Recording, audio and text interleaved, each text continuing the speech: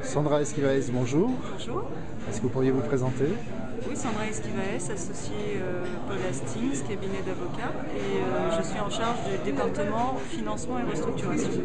Alors, nous étions ce matin à une conférence d'Objectif Cash. Oui. Est-ce que vous pourriez résumer votre intervention? En gros, mon intervention consiste à dire que la corporate governance, c'est un concept encore relativement nouveau qui nous vient des États-Unis, qu'il est multidimensionnel dans sa profondeur juridique, dans des cultures qui peuvent être très différentes, donc avec des sens et des obligations, et donc des responsabilités très différentes en ce qui concerne la communication, qu'il y a aussi la dimension société cotée, société non cotée, et la dimension acteurs de première ligne, mandataires sociaux, et comme on l'a vu ce matin avec quelques interventions, middle management et le rôle que chacun joue dans la transparence et la communication.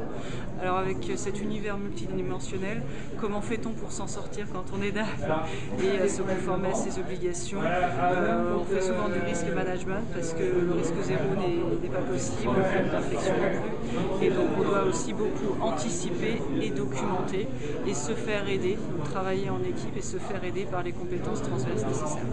Toutes les entreprises ne naissent pas égales. Est-ce qu'il y a certains secteurs qui justement sont plus ou moins prédisposés à bien gérer ces risques?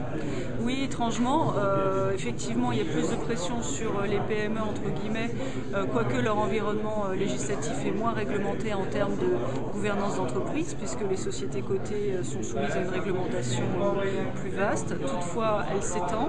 On a un accroissement de la responsabilité des dirigeants et de la législation qui la gouverne.